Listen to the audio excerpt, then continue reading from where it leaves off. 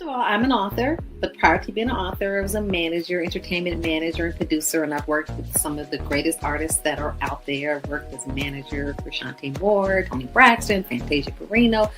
Way back in the day, actually, I was a road manager for Luther Vandross. That's why I got started in the entertainment industry. And working with Luther for a couple of years really catapulted me into management. And I landed Toni Braxton as a client, and I worked with her for probably 10 years or so. And it was a wonderful journey during the highlight of all of her Grammys. And from there, I went on to be a producer on American Idol. And as a producer on American Idol, which I don't know if you knew that, but I was with American Idol for about eight years, and I worked with American Idol right at the beginning when it was actually the #1 show in the world. And I was honored to be a senior manager of all the talent that came in. We decided after we picked our first top 10 winners on American Idol, we actually managed their career, like Carrie Underwood, Jordan Sparks, Ruben Studdard, Kelly Clarkson, Fantasia Barrino.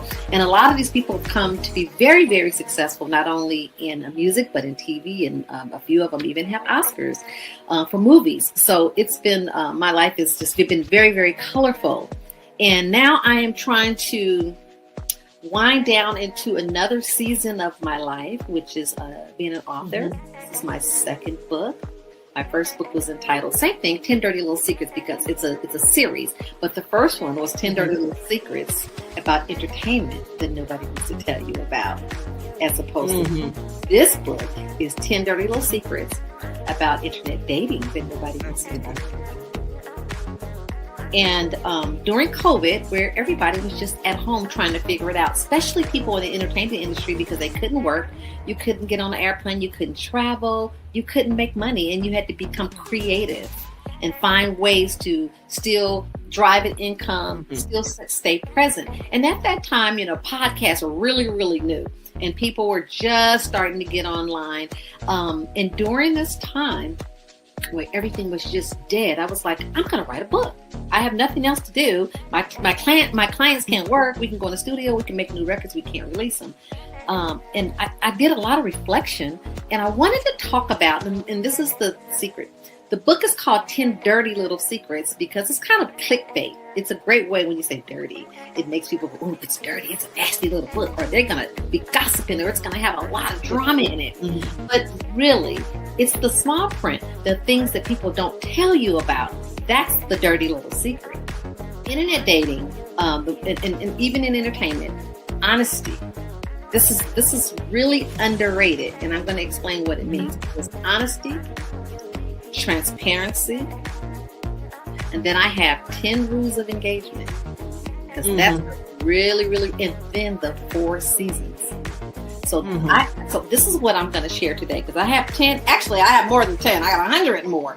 But there's 10 in my book that I'm going to share. But today I'm going to talk about the most important thing that I see in the parallels with me in entertainment as a manager. You have to be honest. And the reason why people hire you is because they trust you. And the reason why people fire you is because they decided they don't trust you anymore. And that doesn't mean you're a thief or anything like that. They just may trust someone else handling their career. This is like their baby. So honesty is a place that I come from, and sometimes I'm so brutally honest that it's detrimental. I've gotten fired for being honest, because a lot of people can't take the truth. But in internet dating, the thing about being honest in internet dating is because you have nothing to lose. You starting with nothing, you end with it's just really, you have nothing to lose. So so the first thing I tell anybody when they're going to go on internet dating, say what you want. Just say it, even if it sounds arrogant. When you meet somebody, and say you haven't dated in a long time because you've been raising your children and you've been on with life, you may have a spouse that's passed away, that's deceased, widowed. This is for men and women, so it's not just for women. These are men. I talk to a lot of men and a lot of men groups that like to understand how men think and how they feel as well, and they are lonely and need love too. But when you meet people and you haven't done it before, it feels warm and fuzzy. It just feels good. And a lot of times, and this is one of my number one rules, you can't get, your facts and your feelings mixed up, because it feels good. I met somebody. Ooh, he thinks I'm attractive. Ooh, he likes my conversation. Oh my God, I think it's my husband. I think it's my wife. Mm-hmm. People immediately, oh my God, I think we're going to be in love. I've met the one. And one of my rules is you have not met the one because you haven't been through 4 seasons. One of my chapters in the book is called Faith is the Background Check. Mm-hmm. Yeah. Let me explain it to you. The background check, you have to know their fruit. Mm-hmm. Know the root, you know the fruit.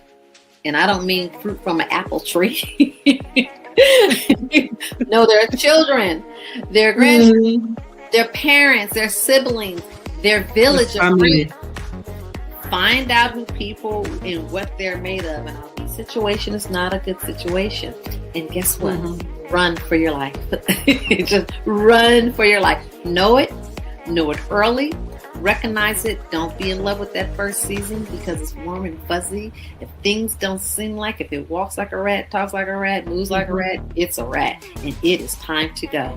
So I've been blessed. I had a good experience, but I've also met people with many, many bad experiences. So I talk about the safety in my rules of engagement. And the other thing that I want to part with is really important to me is if you don't heal your past, you'll date your wounds over again.